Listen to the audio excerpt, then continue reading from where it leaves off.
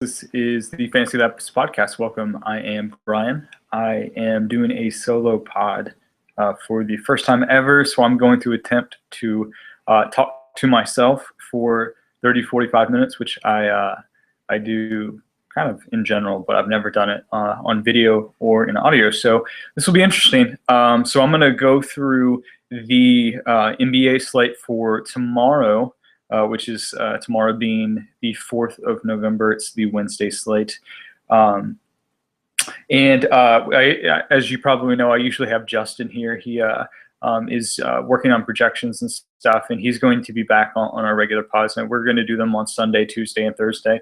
Justin just couldn't make it because of some projection stuff that he had to update and make sure that all the models were up to date and good for you guys. So he wanted to be here, but obviously getting you guys the best models and everything is definitely more important, so you guys can use those in the morning and have everything up to date. So I'm doing it by myself, but in the future, Justin will definitely be on. So I want to run through the NBA slate, and I'll just kind of go through game by game and give you my thoughts on them. I have the Vegas lines and the news and everything pulled up here, so we can kind of run through them, and then I'll take your questions, both NBA and on Christmas music, because that's really the important thing here.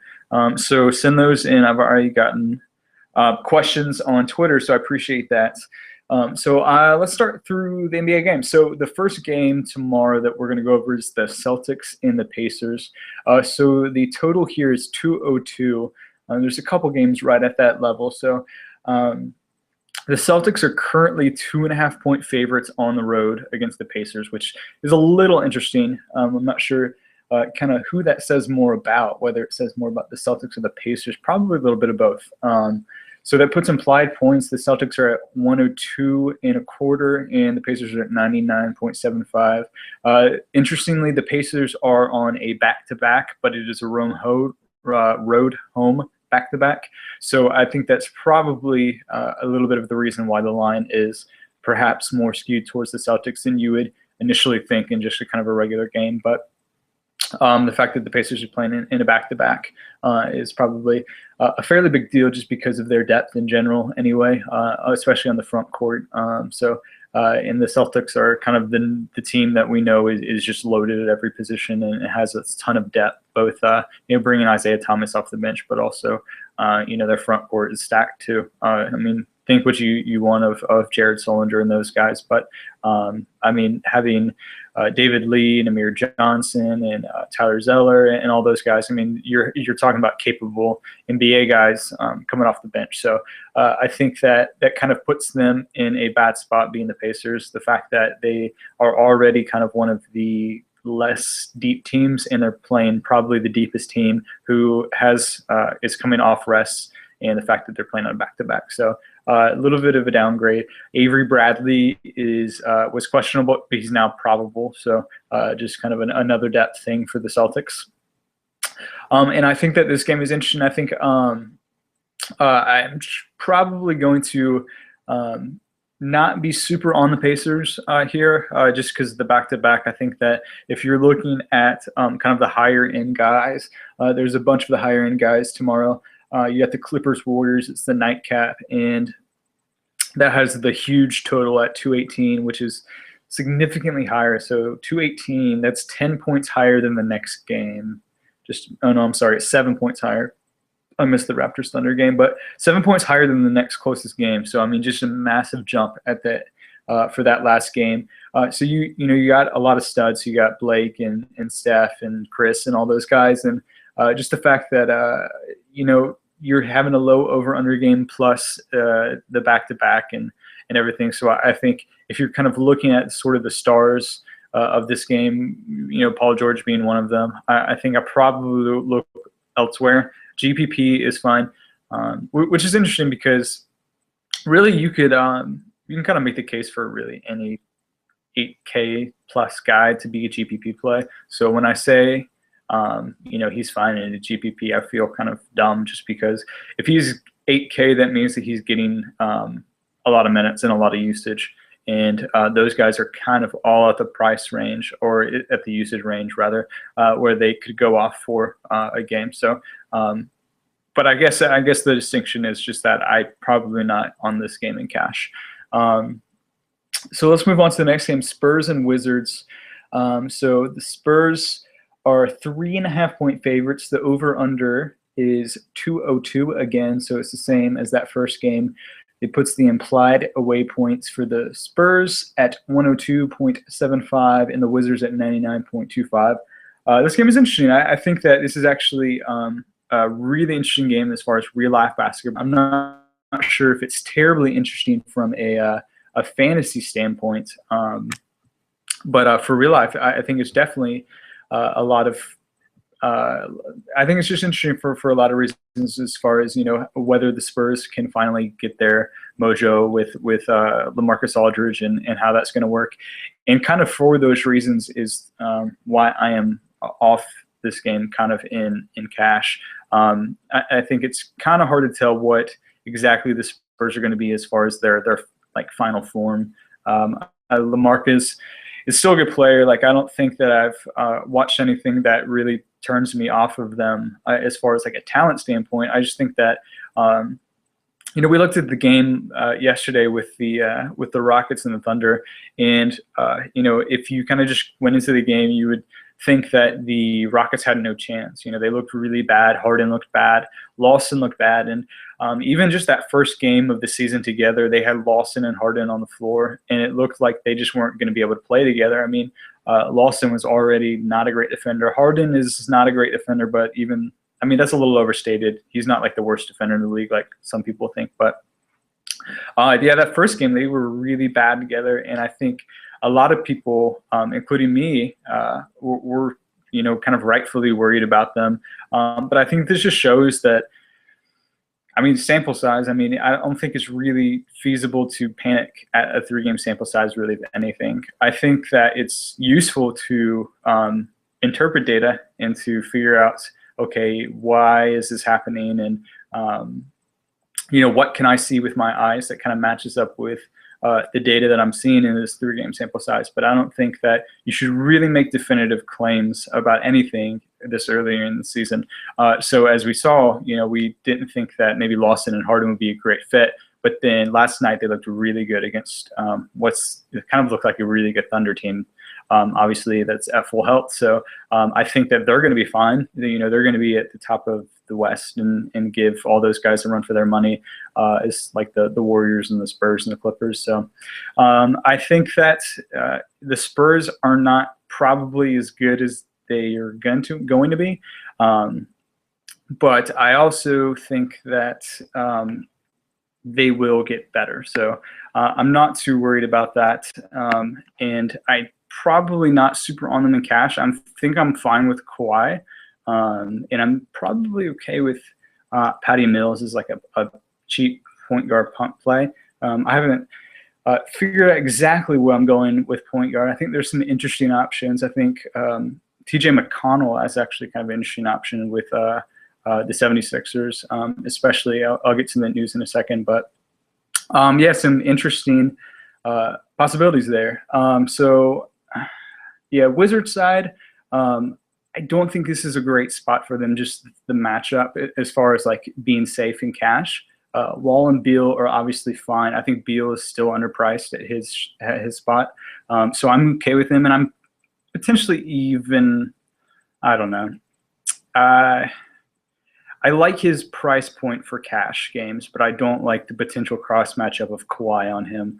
Kawhi just completely shut down Melo, who actually hasn't looked that bad this season, but looked like he just hadn't played basketball in years against Kawhi, and that's kind of just what Kawhi does. So I'm not exactly sure how they're going to match up. I would assume that Kawhi probably would take him if he starts going off, which kind of limits his upside. So I think maybe Beals is not that great of a play, even though his price point's lower. So I don't know. So when I get to that point, I really just have to think about ownership and whether it's worth it.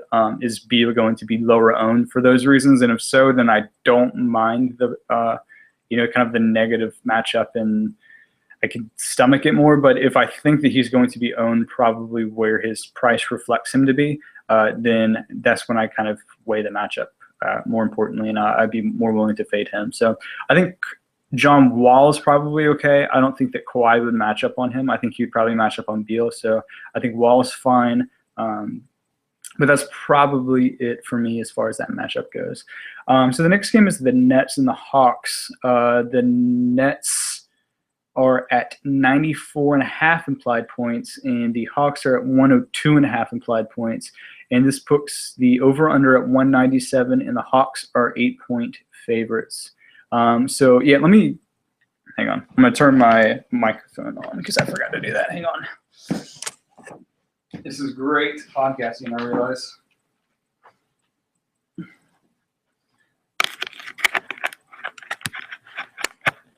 All right, that should be better. High quality for the audio at least, so sorry about that. So let's get back onto this. Make sure that it is, yep, it is picking up. Okay, so the Nets and the Hawks. So the Hawks are on a back-to-back as well. So they are playing tonight right now, so that means they're playing tomorrow as well. They are on a road home, so it's not that bad. Obviously, the ones that we're really concerned with as far as back-to-backs are obviously road back-to-backs, but also even home roads. Being on the road on that second part of the back-to-back is the one that we're really worried about. So back-to-backs in general aren't good, but if you're at home on the second leg of it, then it's a little less bad. But still not great, and I think that is actually pretty implied in their Vegas spreads. Just because if we look at this, the Nets and the Hawks are 8-point favorites, and that may be fair, and we'll see a couple other back-to-backs, but it's just maybe a point or two high for me. So I think that's kind of the point or two is coming from the fact that they're on back-to-back. So, it looks like Jarrett Jack was questionable, and he is now probable.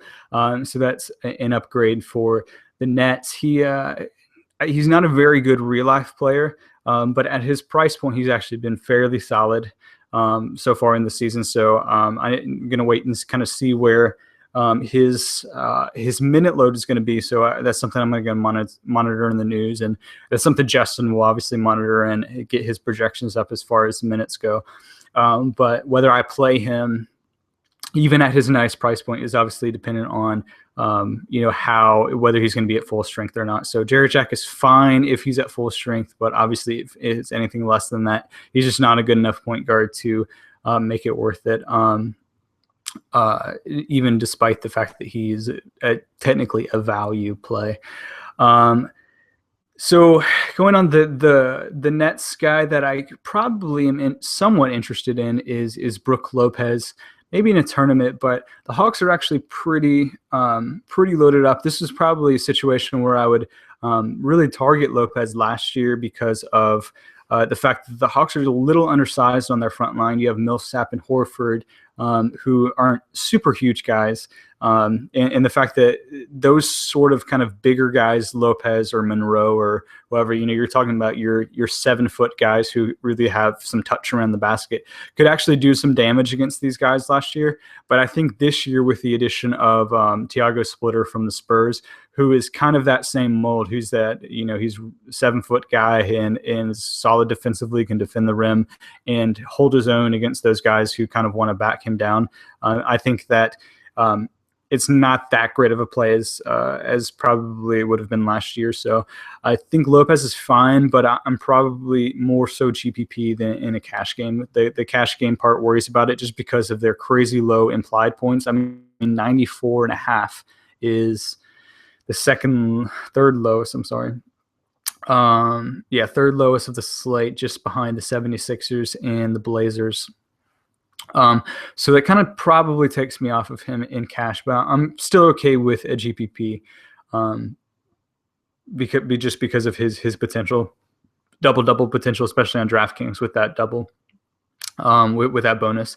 So the Hawks on their side, I'm probably going to try to catch how Teague and Korver look. They were potentially out today in this part of the first part of the back-to-back, but they ended up starting. So that's obviously good news. But I'm still unsure like whether I'm going to play them or not. And I think that's going to be mostly dependent on how they look tonight. So as of I'm doing this podcast and it's 8:20 right now, I am not sure what they look like because I haven't got a chance to see it because I'm doing this podcast. But I'm definitely going to check and see tonight how they've done in their game and how they looked, because that's going to be a big factor of how much I focus on the Hawks.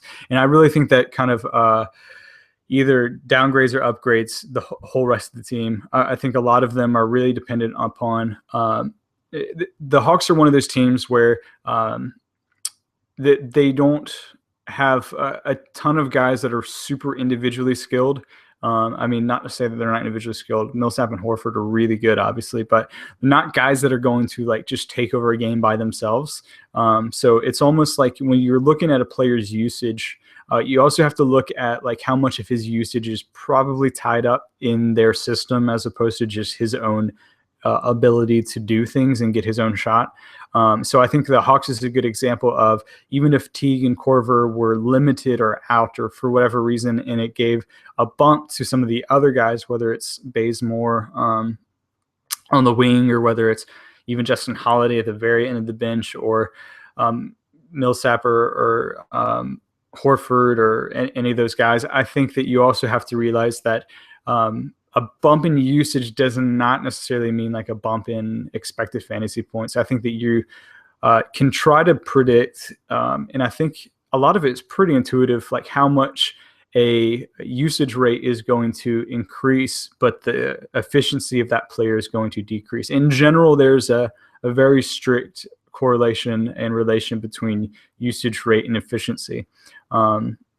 So when a player's usage rate goes up, we see just kind of all the time that a player's efficiency goes down. And that's kind of what makes a superstar, is they can take on a lot of usage and a lot of shots attempts without their efficiency going down a ton. Obviously, like there's a limit to that, as we saw. LeBron James is been the best basketball player in the world, and even his 40% usage rate last in the playoffs against the Warriors still was not was just too high for him to be like super efficient. And that's just kind of how it works. He still was a lot more efficient than probably any other player in the world could have been in that situation. But obviously there's a dip. And I think that's kind of the case with a lot of these guys, where you have to juggle the fact that they're going to get increased usage, but they're also going to decrease in their efficiency. And that's something that you have to juggle while also not caring about it in fantasy, because in DFS, we obviously don't necessarily care about efficiency. Like there's no on DraftKings or FanDuel, there's no penalty for missing a shot or anything like that. So there's a lot of guys where they take 30 shots and they can only make 10 of them. And if they're priced appropriately, that doesn't matter to us because we're just kind of worried about what they do, not necessarily what they don't do. But if you're trying to look into predicting, what usage rate is going to translate to, then I think that's where efficiency can come into it, because you're obviously trying to figure out, okay, he's getting increased usage, but what does that really mean for me? Is it mean that he's going to have more fantasy points? Because there are some guys who will increase their usage, but not actually do anything with it, which is kind of defeats the purpose. I think that's also useful to know, because you can fade it where the public might be on it. Like Austin Rivers increasing his usage doesn't do as much as Kevin Love increasing his usage if LeBron was out, for example. Like they could both increase their usage 4%, but obviously Love is super more efficient in his usage. So a 4% bump is obviously very dependent on who the player is. So just kind of my thoughts on that in general. And I know I kind of got off topic from the game, but I think it's a good way to try to evaluate when players are out. Like it's not as simple as, okay, this guy is going to get a bump and this guy's going to get a bump. And therefore they're going to all get like the same sort of bump in a fantasy contest, because that's just not true. Players are efficient in different ways. And obviously, if you can try to predict that, then you can figure out which are the actual true value plays and which are kind of the fake ones. So my thoughts on that. So Finishing up this game, the Nets and the Hawks, that's kind of the reason why I'm still unsure about this one. And I'm just going to have to watch and see what they're like, because Teague and Korver are a big part of their offense. Teague is really good in the pick and roll and really good distributing and really good at helping Budenholzer's system run. I mean, it's a very Spursian style offense, and Teague is actually pretty good at it. So I think that he's really important just because of his ball handling. And I think Korver is really important, not because his ball handling, he's not that great of a ball handler, but just because of the spacing he provides. So when he's out of the lineup, it just kind of takes the ceiling off the offense in general, especially for some of the guys like Bazemore and Millsap, who all of a sudden, all of those open shots, especially Millsap, all those open threes that he was going to get, all of a sudden aren't necessarily really open, because a lot of the defense is really, really focused on Korver, kind of like they super focus on Steph.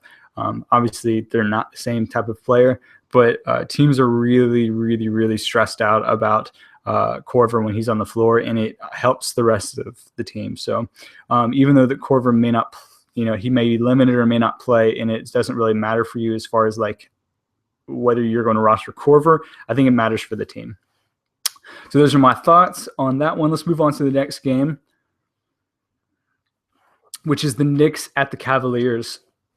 So the over-under on this game is back to 202. The Cavs are 9-point favorites, which puts the implied points for the Knicks at 96.5 right now, and the Cavaliers at 105.5. So some news as of now. J.R. Smith is out. He got injured in their last game, and he's going to be out for a couple games. So he is going to be out tomorrow. And if that is definitely true, it looks like he's going to be out, but I'm sure it'll get announced for certain tomorrow. But if that's true, then I would assume that Jared Cunningham would get the majority of his minutes and probably the start. And he's kind of at minimum price. So I think that he's a fine punt play. I think he's probably fine, just especially in their position, the fact that they're playing the Knicks. If this was a tough matchup, I would expect that the usage would go more towards the top guys. But just the fact that his price is so low, and they're playing not a great team in the Knicks. Obviously, they're better than last year, but still not amazing. I'm fine with Jared Cunningham as kind of a punt play in both cash and GPPs, really, if you're trying to make room for those top guys. So obviously it depends on Smith, and we could get news that maybe Blatt wants to do something different with their lineup. But if he is indeed starting for JR, then I think that he's a good play. Aflalo has already been ruled out, even though we didn't really expect him to play. So we've kind of seen the duo of Sasha Vujacic and Langston Galloway kind of get the share of minutes in the backcourt with Aflalo out, and I think that'll continue. I don't think really either are great talents. Vujacic is definitely on the other side of his career, and Langston had some moments last year. I think he's a fine end of the bench guy. But I think at their price points, they're okay, especially if one of them, if we get word that one of them might get a little more minutes than the other. Right now, they've been splitting it fairly evenly, but I think they're probably both fine. I don't think they have enough upside for me unless something changes to really, really focus on them in a tournament. I think I'm fine with it if you're just looking for salary relief. But, if you're looking for salary relief and you can fit it into one of your flex spots or your guard forward positions, I think I'd rather have Cunningham, who's one of the lower price guys, but I think has some more upside there. So let me make sure I got the question answers turned on. Okay. All right, I turned it on in case you guys want to ask anything. And it looks like Kristaps Porzingis, which so it looks like he's probable for tomorrow, and that is good because he actually looked pretty good in his matchup in this last game. He actually was really active around the rim, which is good to see from a young guy. It's always good to see that these guys, try as far as rebounding and on defense. And both Porzingis and Karl Anthony Towns both have looked good in that regard. They're obviously very, very raw still. But at their price points, especially Porzingis, which we're talking about now. I think he's still probably underpriced where he should be because, it looks like they're pretty committed to getting him minutes and letting him develop on the court. So I think that he's fine. But obviously that's something to monitor because if he's going to be out or even limited, then obviously that's a bump for some of the other Knicks like Kylo Quinn, who is still probably underpriced and would be a really good tournament play if Porzingis was not able to go or was limited. I think that Melo could be in for a nice bounce back spot here. I think he'll be pretty under-owned just because he hasn't played amazing this year. Obviously, he's coming off last year where he disappointed, and he's coming off a game in which he got shut down and kind of looked old and got embarrassed by Kawhi, who was just completely smothered him and dominated him on both sides of the court and just looked like an amazing top 10 guy. So I think that Melo's ownership percentage will probably be depressed. And because of that reason, I'm fine with him. Probably the implied points, the fact that it's so low, they're at 96.5, puts me off him in cash. I just think there's better options. But in a tournament, we know Melo can go off, so I'm fine with him in a couple of tournament lineups. On the other side of Cavs, I think that Kevin Love continues to be underpriced. And so I think that until he gets up to kind of the level that he should or Kyrie comes back, then I think that we should continue to roll him out, probably both in cash and GPP. I'm fine with either one. He took a little bit of a usage hit last game, but that was mostly just because the Cavs were kind of rolling and LeBron James was feeling it and put up like 60, 70 fantasy points and just had an amazing game. And it was the game where LeBron had his 25,000th point. So it was a big game for LeBron, but I think he's really trying to coast, even though he won't admit. I think he's trying to coast this year, and I think wants to turn over the offense a little bit more to Kevin Love. And I think Blatt is pretty on board with that as well. I think they realize the talent that Love is and want to get him involved and not have to wait till they get to the playoffs to try to figure this stuff out. So I think Love could probably eventually take a hit and probably will be overpriced as a result once Kyrie gets back. But until then, or until they raise his price, I think he's underpriced. LeBron, I'm fine with him too. It's LeBron. I mean, what do you say? I completely faded him the other day just because I was really on the other guys like Durant and Westbrook and stuff. And I actually still did good because those guys did good, but obviously missing out on a 60, 70 point outing it hurts, especially when you see the fact that he was a little bit higher owned than I thought. But so it's LeBron. So he's worth a lineup. Even if you're not super in on him in cash or GPPs, he's worth a lineup just because he's LeBron and he's matchup proof. And it's kind of just how it is. So kind of going on, we'll go to the next game is the Magic at the Rockets. The total is 208 right now, and the Rockets are 9-point favorites. And I think the Rockets are really interesting because I'm not sure that us or Vegas or really maybe the Rockets themselves know who the Rockets are. Justin and I talked about in the Sunday podcast, we thought it was really interesting that the Rockets were only, I believe, 2-point dogs against the Thunder. And we were just really confused by that line and not sure why it was so low. And it turns out that Vegas actually kind of knows what they're doing, or maybe, I don't know. I don't know what it was. I think a lot of it was, like I discussed earlier, the fact that I think small sample size caused us to panic a little bit on Harden and Lawson and some of these guys. And I think that it just goes to show that these things regress and that these guys are going to be fun. Harden and Lawson and Dwight Howard, and when Terrence Jones and Demo come back and get minutes, I think this team is really good, really deep, really dangerous. And so it's a little frustrating because we're not really sure what to expect on a night-to-night basis from them. But I think that you could probably follow the Vegas line, and that's what I'm going to do from now on until I see that they're kind of off, because Vegas has beaten me on the Rockets so far this year. So I'm going to give them a shot and trust them. Interesting note.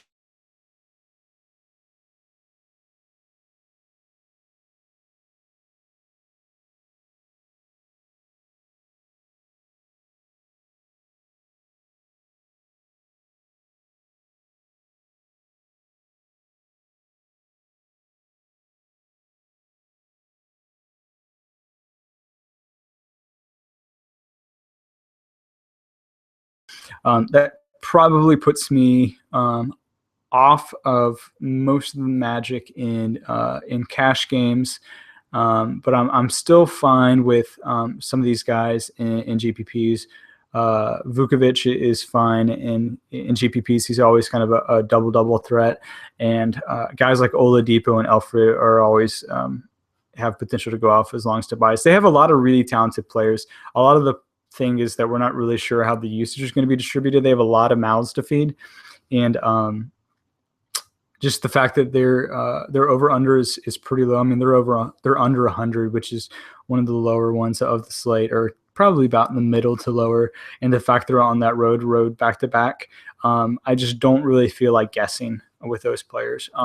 In tournaments, I love to guess because obviously that puts me in a situation where if I guess right, I can set myself up really well. But in cash, I don't like to guess. I like to find safe cash guys that I know are going to have a floor of a certain amount, and I know that are going to have a usage rate, and I don't have to worry about the Vegas line that much. And that's just not this team. So I think there's a lot of interesting GPP guys on their teams, but the Magic, I'm not really that interested in as far as cash. I think Harden is fine in cash and GPP. We were worried about him, and it turns out that he's still a good shooter and not as bad as we thought, and that he just had some regression. Like some people are just bad for a couple of games, or their shot doesn't fall. Just because Anthony Davis or James Harden was struggling for a couple of games and their shot wasn't going down doesn't mean that they're bad. It just means that sports are like that, So I think that Harden's fine in all contest formats. Going to be interested to see. So Marcus Thornton got the start and hit value yet, or not only hit value, exceeded value yet again. So kind of depending on the rotation, we thought that Montrezl Harrell might get the start, in which case he obviously was a good play. But he did not get the start, and Marcus Thornton did instead. So I think whichever one gets the start is playable in cash or tournaments, especially if they're continue to be low price points. So I'm fine with them. Lawson is still underpriced. He's really up and down, so he's not cash eligible for me. But he looked really good the other night when they played the Thunder, and actually looked like he was kind of getting the hang of the system and everything. So I'm fine with him in a GPP. I don't feel as strongly about cash as I do as those, that either those forward guys, whoever gets a start, and Harden. But if you're kind of in a pinch, I'm probably okay with it because of the price point. But a lot of interesting GPP and cash guys. This is definitely a game I'll probably target just because I think that it might be, it's definitely going to be lower owned than the Clippers Warriors, which has a humongous over under, and just obviously has a lot of popular guys. But I think this game has a lot of scoring upside in it. But will be a lot lower owned. So I think this is a game I might like pretty heavily target in tournaments, just to kind of keep the upside of the Clippers Warriors, but get a lot of discounts in ownership. So that's a game I'm going to look pretty heavily at once we get news as far as what these rotations are going to look like as far as the injuries and everything tomorrow. So let's move on. We got a couple games left. 76ers at the Bucks. So we're back to a low over under. We got 195 total, and the Bucks are pretty sizable favorites. They're 10.5 point favorites, which is interesting because the Bucks are not that good. So this is kind of what Vegas thinks about the 76ers. So it puts implied points. The 76ers are way down. So they're the lowest of the slate, which probably is no surprise to a lot of you. They're at 92.25. So the Bucks are up at 102.75. So even though this is low total, the Bucks are still actually one of the higher teams as far as implied points. As far as injury notes go, Bob Covington is questionable for tomorrow. He came back last game, but is now injured again and questionable. I think that his status really determines a lot of where the value is in the 76ers. So I'm not going to even try to, make definitive plays. I don't want you to say, hey, Bryan, why'd you say to do that. But I think that if he is out, there's some options. I think TJ McConnell is a really good option if he's not able to go. I don't think that he's an amazing player, but he is a guy who's really scrappy and is kind of making the most of his minutes. So he's not a guy who's going to score a lot, but he's a guy who is really involved in the offense, is hitting the boards, who is a pretty good passer, actually. So if you saw his line the other day, he only had he didn't have that many points, but he had a bunch of rebounds and assists and was really involved. And I think that if you're getting him at his low price point, especially if Covington is out, I'm fine with that. Nerlens and Okafor are probably getting close to where their price should be. I think Nerlens has the ceiling to break his a little bit more. So I'm fine with Nerlens in a GPP. Okafor, I probably would rather look elsewhere. But is not horrible. But kind of McConnell and Nerlens are kind of where I'm looking at on that side. But again, not that amazing just because of the Vegas implied points are just so low. On the other side, I think Giannis is an elite play. He's kind of looked just anecdotally on a basketball side of things. He looks like really good this year. It kind of looks like he's taken the step to be, I think we all thought that he was going to be a superstar, and we probably over-exaggerated how quickly that was going to come, and we thought maybe it was going to be last year rather. And obviously he didn't get there that quick, but the guy is still super young, and he is still developing, and this year has looked amazing. He looks like he's kind of a step quicker, which really helps in his ability to handle the ball on the perimeter, which is pretty huge for the Bucks because Michael Carter-Williams is a guy who is a really good ball handler and can get into the middle of the lane, but usually players just don't really respect him because of his shot. So having a guy, especially because Chris Middleton has looked really bad this year, as Justin and I talked about in our last podcast. So having a guy in Giannis who can kind of take that burden away is really important for the Bucks. Jabari's back, but still limited, so I'm not super in on that. So as far as the Bucks go, I'm fine with Monroe, especially in this matchup. I'm going to be curious to see how they match up with him, whether they put Nerlens on him. Obviously, Okafor is a really big guy, but Okafor is not a very good defender and could not handle Monroe.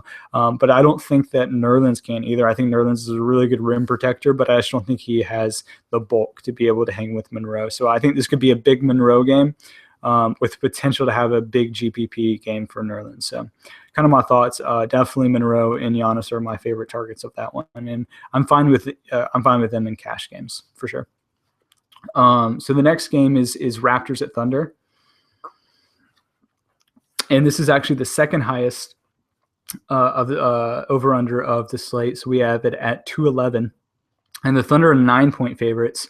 And I think the biggest part of that being so high is the Raptors are on a back-to-back. And again, this is one of those dreaded road back-to-backs. So the Raptors, like the Magic, are making kind of a West Coast swing and playing some Western Conference teams. And coming off a rested Thunder team after they've played tonight, even though they don't have a tough matchup, they're playing the Mavericks tonight. So that's probably a decent matchup for them. So it's not like they're, having to play like the Rockets and the Thunder back-to-back, kind of in that Texas range. But definitely it's still not easy to play road with the second part of your road being against the Thunder, who are coming off a loss in which they really should have won. They were up, pretty handedly. And then Russell Westbrook picked up his fourth foul in the third quarter, and Donovan took him out. So even though the game ended up with the Rockets winning, and obviously it changing around, so the Rockets, looked a little bit better than they probably should have. And, the Thunder probably didn't look as good as they could have, just the fact that Donovan didn't trust Russell Westbrook enough to keep him in the game and not pick up that foul. So once Westbrook came out, that's kind of when Ty Lawson and Harden started going off. And so that's when the game changed, because the Rockets went on a run. So I think this is probably a spot where I'm probably fading most of the Raptors, just because I'm really worried about this game in particular, just the spot with the back-to-back, the Vegas line, and the fact that the Thunder coming off a loss and probably not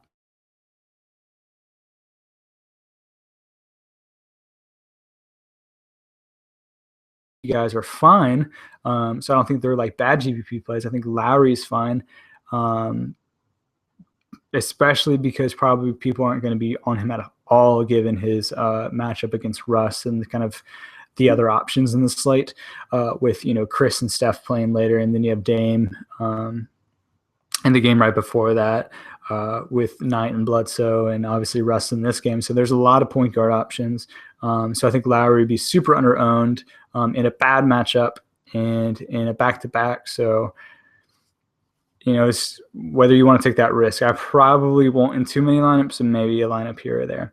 The Thunder, on the other hand, I'm fine really with a lot of these guys. I think that Cash in GPP, I'm okay with rolling with them together. I wrote an article about that today. So if you haven't checked that out, go over to Fantasy Labs and check out that article. It's called Rethinking Correlations in NBA DFS. So something I've looked at as far as whether you can stack teammates. So I think that's something that I'm really, thinking more about in this NBA season, about whether not whether it's optimal, but whether it is whether it's good in GPPs because it gets you a discount on ownership. So I'm fine with him. Roberson actually, just kind of anecdotally, has looked actually pretty good for them. He's always been a guy who they've always struggled to find wings who can not only defend, because that's kind of what they need. It's not like they need a whole lot of scoring next to Westbrook and Durant. So defense is obviously probably priority number one, and Roberson is actually a really good defender. The problem is that he just can't shoot at all. He's actually been good in that regard. So they've always had to try to figure out whether they wanted to go Anthony Morrow, who's a shooter but not a defender, or Roberson, who's a defender but not a shooter. So if Roberson continues to play well on the offensive end, then that's obviously a big deal for them. He's probably underpriced. He's not safe enough to go cash, but has the upside, especially in this lineup, to be in a GPP lineup. So my thoughts, I think Ibaka is fine too. I'm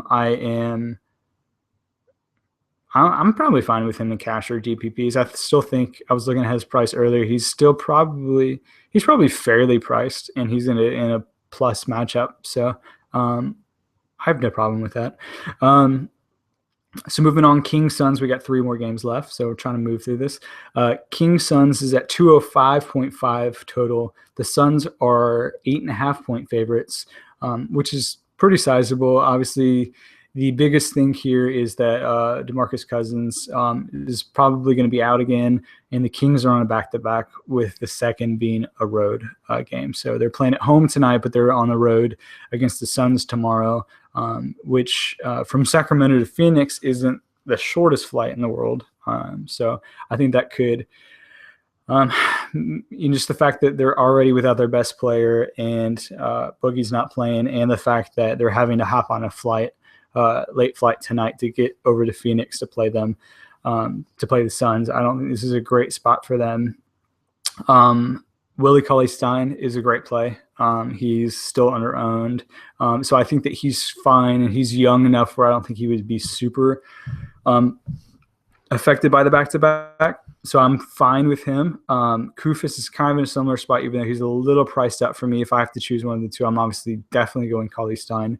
Gay is going to see a bump in usage rate, but I'm not super into this matchup. They have PJ Tucker and TJ Warren, who are and Keefe as well, who are all pretty good defenders on the wing. So I'm probably not super on Gay. In cash, I think he's fine in a GPP just because of his increased ownership. But as far as kind of must plays or guys I'm really heavily looking at, it's mostly Cauley-Stein. I think Rondo and Collison are both underpriced, especially on DraftKings. So I'm fine with them in GPPs, but I just don't feel super comfortable about this matchup because of the back-to-back and the fact that Bledsoe and Knight are pretty good defenders. So they're probably GPPs only for me. On the other side, I think really you could target really any of these guys. I think Bledsoe and Knight are fine. Shooting guards are really hard to find guys, and Bledsoe is one of the better ones in daily fantasy. So I'm fine with going Bledsoe. I think Knight is pretty underpriced, actually. He was at 66 the other night, and if he's anywhere under 7K, I think that he's definitely fine.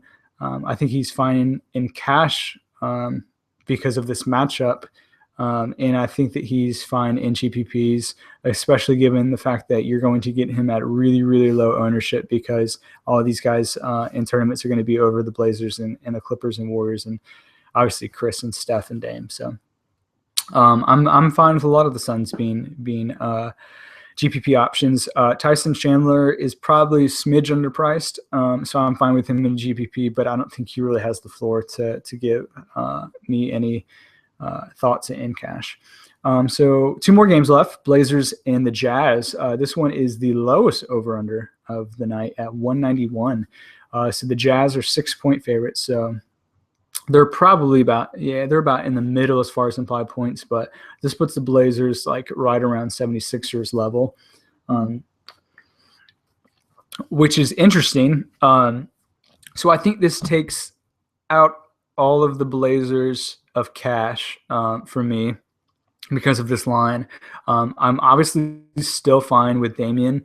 We saw last night that he can really kind of do whatever he wants to do against a team. He's an elite point guard, and definitely not on the defensive end, but he's an elite offensive point guard and can get his shot and get shots for his teammates. So I don't think any of the other players on the Blazers are enough to overcome a really tough matchup against a really good Jazz, defense. But I think that Dame is fine in GPP, especially if you want to pivot away from kind of the guys right above his price range.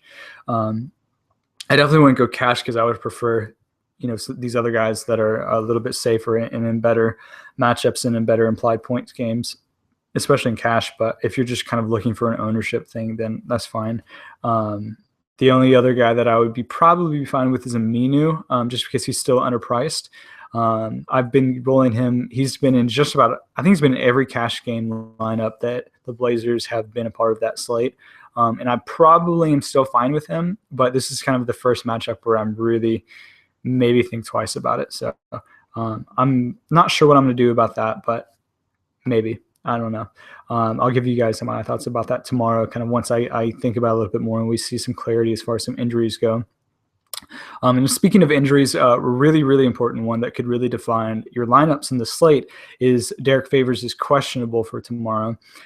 So if he's out for whatever reason, then Trevor Booker would get the spot start alongside Rudy Gobert, and pretty much puts him immediately in a must-play cash situation. So look for Favors. Status tomorrow, we'll obviously announce it on the Twitter feed, but if he's not a go, then plug in Booker at min price because he's going to get the minutes, and he's not an amazing player, but he's good enough. He can stretch the floor a bit. Plus he's, a good energy guy that can get some rebounds. So I think that his floor would be high enough in that situation where I'd be really surprised if he did not hit value. Plus, he obviously has a high ceiling in that situation because of the minute. So definitely over Booker in that situation. I think that if Favors doesn't go, I don't think it really affects Gobert that much. I think we usually, if a power forward or a center is out, we usually bump up the other one. But I don't think Gobert's game is that in which that he really deserves that. I don't think it would be increased usage just because his usage is already really low. Gobert's value on this team is like 95% defense. They don't really need him for offense. So I think that if Favors is out, I think it's a big bump to Gordon Hayward and Alec Burks, but not so much for Gobert. So I think if you're already on Gobert, which is fair, I think it's definitely fair against this Blazers team, then that's fine, but I wouldn't necessarily bump him up just for that reason. But I think that if Favors is out, Booker is kind of a no-brain cash play, and Hayward probably becomes a pretty elite play both in cash and GPP, so I'm fine with him too. So let's move on to the last game and we'll end it.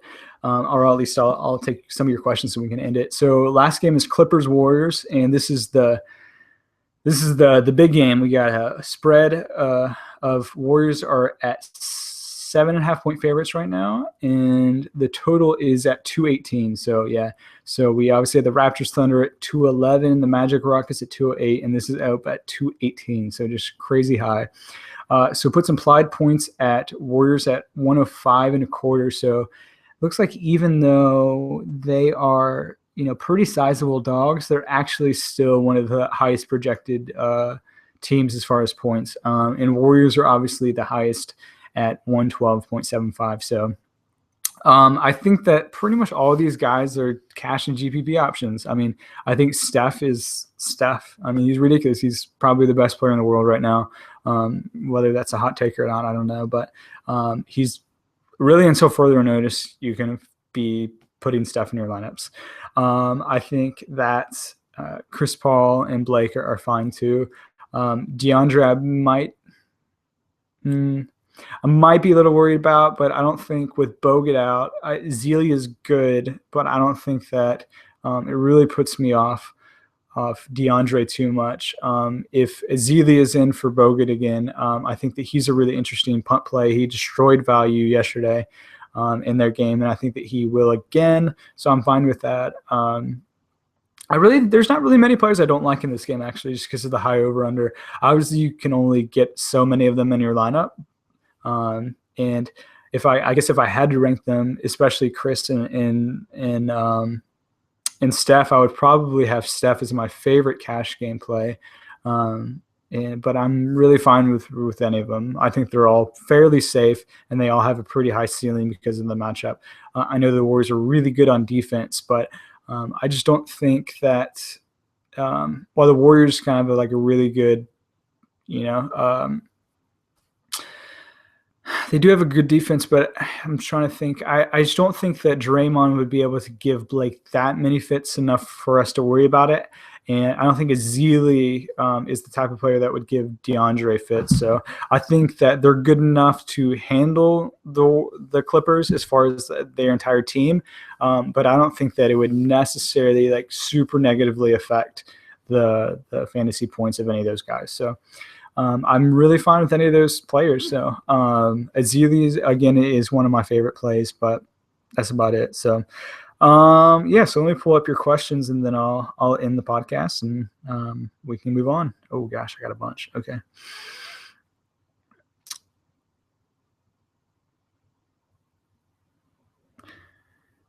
Okay, so Bishman03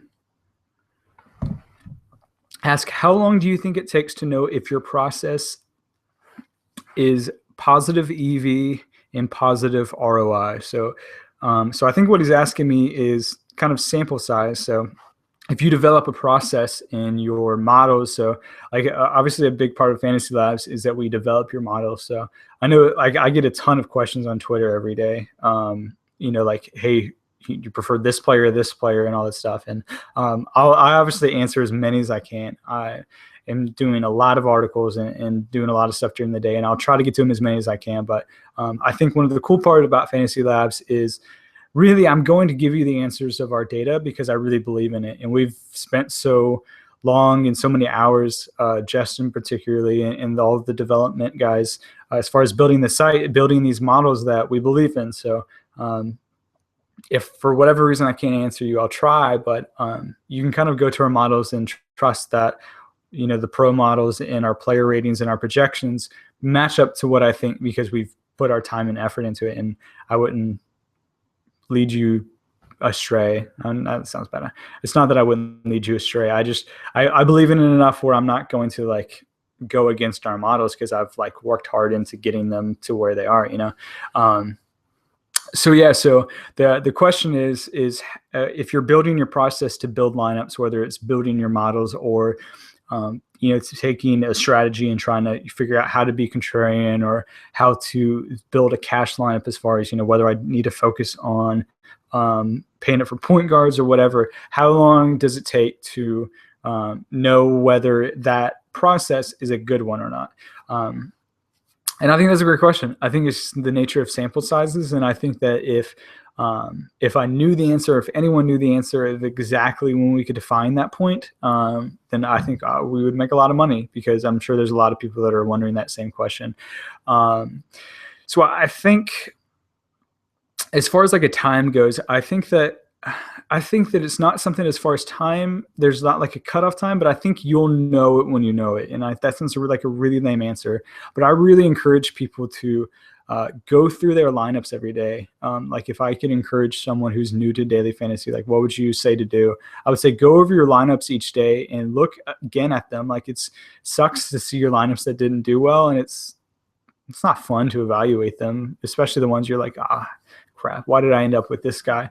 But I think that is really useful to try to figure out, like, like try to replicate like what your thought process was in picking that guy, and then figure out why he didn't work. And some of the times the answer is just because he didn't work and he was a good play. And some of the times the answer is he wasn't a good play because you missed something, whether it was he was overpriced, or you didn't really incorporate ownership as much as you should have, or maybe the Vegas line changed and you missed it up to lock, or whatever reason it may be. I think that you'll start to learn over time. So there's not necessarily a set time as far as like you'll know within 2 weeks whether your process works. I do think it'll be pretty quick, actually, though. I think within a week or so, if you're really evaluating your lineups every day, I think you're going to learn a lot in that week about why you think certain ways, and why you kind of make decisions certain ways, and you can kind of correct them. And I think that's the best way to do it, because you're the ones correcting your own lineup. So I think it's good for you to evaluate them, because you can kind of just self-correct it and fix it for that next night slate. And that's the nice thing about basketball is we're eventually going to get big sample sizes, unlike football, where if you make a mistake in a lineup, you're kind of screwed, because you're just like, okay, well, I'd like to try out a new strategy, but I can't do anything about it until next Sunday. So I think basketball is exciting, where you could evaluate your lineup during lunch or whatever, and then say, okay, maybe I can think of a different contrarian strategy, or maybe I didn't handle cash game that well, so maybe I can try something different, and you can play around with our models and try it just that night. So it's nice. So yes, that's my answer. It's kind of lame, but that was my best shot at it. Nicky Bach on Twitter says, how many different lineups do you make a night? Do you recommend a set amount for beginners? Yeah, so that's a great question. So really depends on whether you're talking about cash or GPPs. So in cash, I usually make one lineup for a slate. I occasionally will make two, and that really depends on where the values are. Like if I am on FanDuel, where there's only one center spot, and I really, really, really love two centers, and I just can't decide which one I like the most, I'm okay with making two lineups with one of each and splitting my entries between the two equally, as far as entries being, how much I invest in cash games. But in general, I try to minimize, how many lineups I have, because in general, my top lineup, the one that I use in cash, the one that I really try to optimize, is obviously the one that I've tried the most to optimize. So that's the one that I've put most thought into, and I've really, maximized that lineup's floor and everything. So I think that I really focus on that one lineup. As far as tournament goes, it really depends on the person. I personally put a lot of lineups in, but definitely not as many as other people. I know probably there's some people, like if you're talking some of the top guys like Max Dallery or whoever it may be, I mean, there's putting thousands of lineups, a night, depending on what sport it is or what, or it's just across all the sports. I'm definitely not that type of guy, but I do put in a bunch of lineups, and I might have 20-25 tournament lineups in a contest, or kind of across the slate, and a lot of that is because I think that like in NFL, I'm probably going to do that less, because I think that in NFL you can like try to find a core and stick to it, or like games that you like. Where NBA, I think that you can really maximize being contrarian by finding different like multiplayer ownership combinations. So like I'll have a lineup where I have just Russ, and I'll have a lineup where I just have KD, and then I'll have a lineup where I have Russ and KD. So there's 3 lineups right there. And then I'll have a lineup where I have stars and scrubs and stuff like that. So I kind of start with my optimal and then go from there. But I don't think there's a really set answer. It kind of depends on the slate. Like if there's, if I feel really good about something, then I will stick to a more of a strict core of guys. But if I really feel like there is, kind of more of a balanced slate, and there's not like super top plays or not plays that I think are really optimal as far as ownership and increasing my EV, then I am more willing to distribute it, and not distribute it among players, but distribute it among combinations of players. So just because I am putting in 20-25 lineups, that doesn't mean that I'm doing like 25 lineups of like just completely different players. I'll still use cores in NBA. I just differentiate the combinations of the cores. So like what I said, like having Russ and Westbrook and not Russ and Westbrook, same player, having Westbrook and KD, and then KD and Russ together, or having KD and Steph together, and having kind of those combinations of players. So that's kind of how I approach it. Let me answer one more question, and then I'll let you guys go. How does Cousins' absence affect? Drew Dinkmeyer, what is the update on your jab status? Please advise, because I tweeted out, I said, going live now to the podcast, send me all of your NBA DFS and Christmas song questions. And I've gotten a lot of crap because I asked, who, or when is the time that you could listen to Christmas music? And Jonathan Bales, who's one of the founders of Fantasy Labs, obviously does not like Christmas music because he is Scrooge. And there's an amazing picture of him that someone photoshopped with him with his face as Scrooge, which is awesome. So please try to find that. I retweeted it somewhere down in my feed. But so I am still with Fantasy Labs. I think at least they let me do these hangouts and podcasts. So eventually they might kick me off. But for now, I am still doing it. One more question.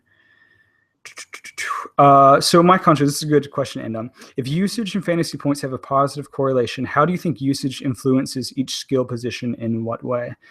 Yeah, so it's a good question. I'll answer it quick because I think it's a complicated question.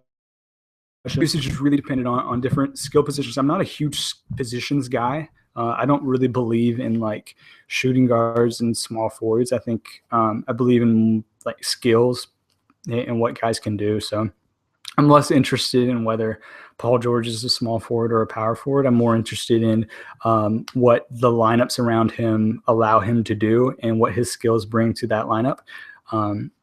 But I think it is a good question. Like, what does usage mean for different positions? Like, usage out of a point guard is probably going to be mostly out of scoring and turnovers, whereas usage out of a big man is probably going to be more scoring.